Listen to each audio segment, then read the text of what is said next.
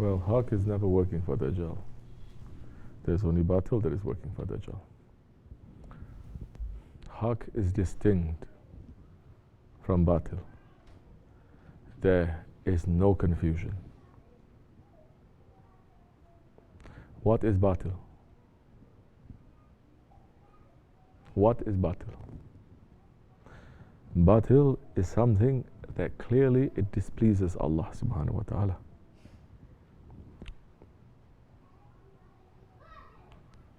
It may please us. It may please our ego. It may please our people. It may please the philosophy and the trend of this time. It may please ideologies, but it's not pleasing to Allah and His Prophet. Clearly, not only it is saying, but clearly it has been practiced for 1400 years. That there is no deviation from that, except for these times. Can anyone say we are confused unless they want to be confused? Can anyone say Hakk is the same as Batil, Batil is the same as Hakk, and we don't know? Can anyone say that? You can say that when you are only cheating and lying to yourself. When you're completely blind and you don't want to look that time, when you close your eyes, you may even deny the sun. But the sun has been shining for 1300 years clearly. What is Hakk? Hakk, it is running to please Allah subhanahu wa ta'ala. It is running to love what Allah loves and to leave what Allah leaves. This is Hakk. Can anyone be in any doubt that majority of the things that is happening in our times, it is pleasing to Allah subhanahu wa ta'ala? Christians, Muslims and Jews, believer and unbeliever, Sunni, Sufi or Wahhabi, it doesn't matter. I'm putting everyone in there. Can anyone say that majority is running to please Allah? Majority is running to love what He loves and to leave what He leaves? But you may ask, who speaks for Allah? These days, everyone speaks for Allah. Correct. Everyone speaks. You turn any Facebook, any Muslim is speaking for Allah. Every scholar is speaking for Allah. Every Imam is saying we're speaking for Allah. But we never had this kind of chaos in 1400 years, only now. Because for 1300 years, until the fall of the Khilafat, nobody speaks for Allah. Except for who? Those who are given authority. Who gives the authority first? It is the Khalifah. He speaks for Allah. Because only he is the shadow of Allah on earth. No one else. Shaykhul Islam, only Shaykhul Islam speaks on the behalf that the Khalifah must take consultation from that. Who else? The awliya Allah, the friends of Allah. They speak. There's no Khilafat. Now the Khilafat is veiled. There is no authority. So everyone may speak for Allah. There's no Shaykhul Islam because everyone is declaring that they are Shaykhul Islam. So we have many Shaykhul Islams. And they are not in agreement with each other. This religion is also based on ijma, on consensus. Now, nobody wants consensus. Everybody wants exceptions. No one wants ijma. Everyone wants exceptions. Okay, majority is going this way, but I'm exception. My group is exception. This time is exception. This country is exception. Blacks exceptions, white exceptions, brown exceptions. Everyone is exception. Nobody wants to be Jamaat. And when nobody is in the Jamaat, there is going to be disaster. There is going to be a disaster because no one is in the Jamaat. When they are not in the flock, then it's easy for the wolves to catch you. Even if you are very, very strong, strongest in the flock, but you're not within the flock, you are outside, the wolves will get you very easily. Ahli Sunnah wa Jamaat, because the Holy Prophet ﷺ is saying, my nation, as long as they are in the majority, they will never deviate. So when you don't have a majority, that's when you see every kind of deviation. Every kind of deviation. That for 1300 years, every kind of deviation that came out, there was a Khalifah, there was a Shaykhul Islam, the awliya Allah, they were ruling. Islam was ruling, Shariat was ruling. Like a snake, it comes out, and the Khalifah put the stick down, it goes underground. Don't think only now there is ISIS. There was ISIS 1400 years ago. There was ISIS 800 years ago. There was ISIS 500 years ago. There was ISIS 200 years ago. And they did more damage. They massacred Muslims until the floor of the Haram al-Sharif was thick with blood. They were massacring Muslims until the floor of the Rawza al-Sharif was thick with blood. They massacre every Muslim that is not belonging to their sect. They say, qatl wajib for these ones. Killing, it is not only halal, it is wajib, it is incumbent on you. You have to kill them. That is not belonging. Were there these kinds of ISIS type people that's coming out? Yes. Khalifah was there, he knocked it down, he goes underground.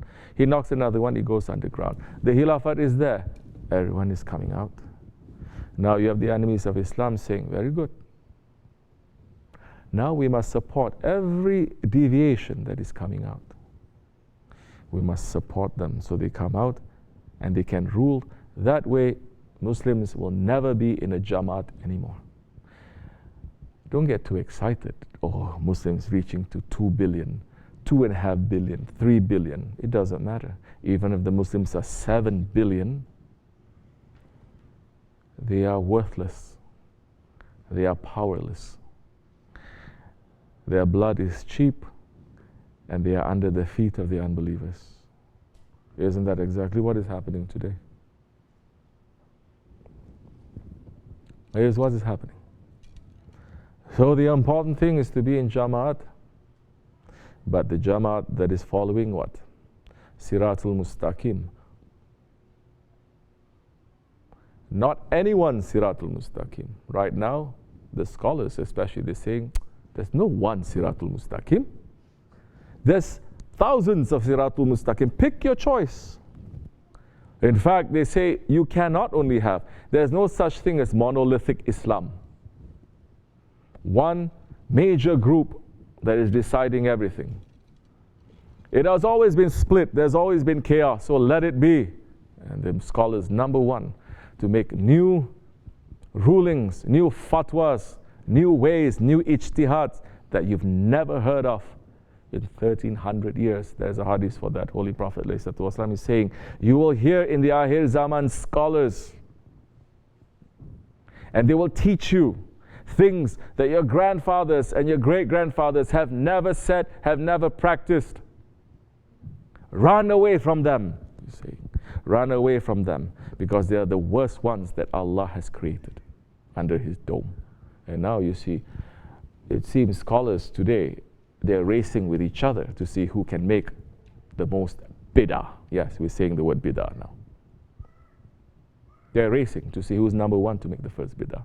To please who? Allah and His Prophet? No. To please the enemies of Islam. To please the West.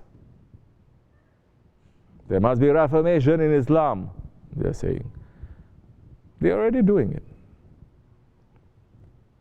Those calling themselves Ahli Sunnah, those calling themselves followers of Shaykhul Islams, they are the first, number one, making a bid'ah.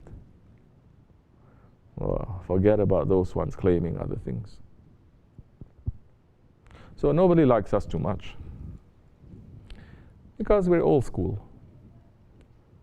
We're following slowly, patiently, the way of the awliya Allah, the way of our Shaykh, that has been handed down for 1400 years, not looking right, not looking left. Just keep on ahead. And we want to die in this way. It doesn't matter to us if the whole world follows or nobody follows us. It doesn't matter. Because we're not here to please the world. We're here to please Allah subhanahu wa ta'ala. And Allah's pleasure and Allah's displeasure is not according to how you feel inside. Because Allah subhanahu wa ta'ala, He has selected people who represent Him. Otherwise, everyone is going to say, no, I am the representative of Allah. This is exactly what is happening. Everyone speaks for Allah now. Isn't everyone then claiming to be His representative? Everyone's claiming to be His Khalifah.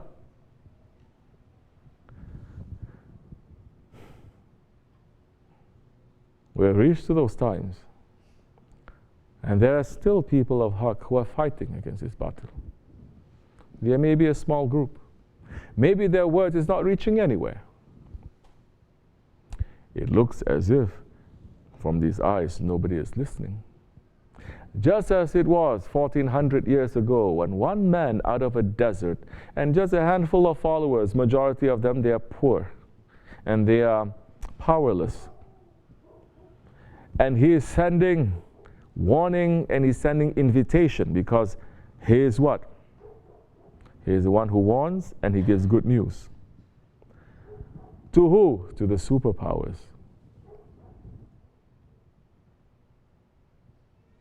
When did the Holy Prophet ﷺ give the Nama Sharif? When he defeated everyone, all the kufur, and he's sitting there in Mecca with the conquest of Mecca? No. When? When he just entered into Medina, correct? Maybe even earlier. But not even the people in Medina, the people in Mecca, they take him for serious. They say, what's he going to do? We have nothing. Only have a few people. And he's giving a warning and he's giving invitation to the superpowers. And within his lifetime, you see the superpowers falling. This has happened and repeated itself in Islamic history. It's going to happen now. So there are a small group of gharib. Nobody is looking to them for anything. They may just not even do anything. Just sit down, make some zikr, make a couple of sohbat, make some fasil. But they are being supported by Allah.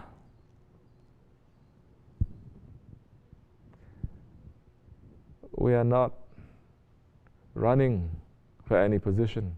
We are running to enter into that list today. Today, we have fought against Batil. Today, we are standing up for Hakk.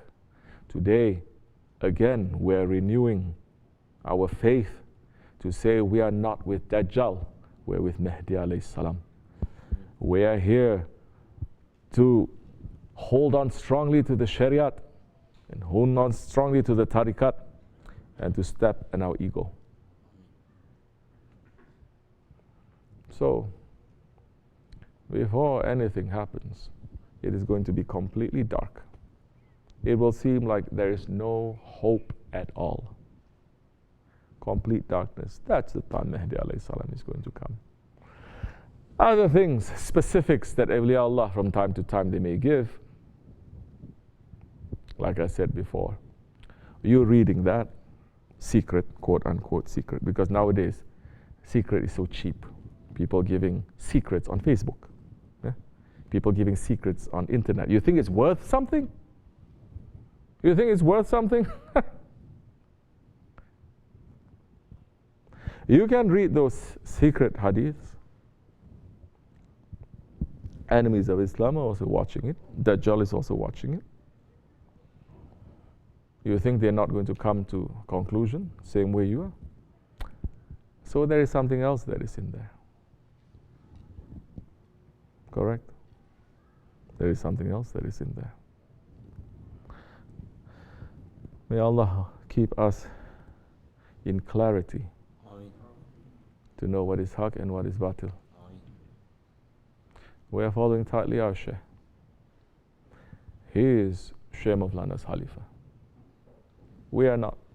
We never claim to be his Khalifah. We never even claim to be his murids. We are the murids of SahibulSaif.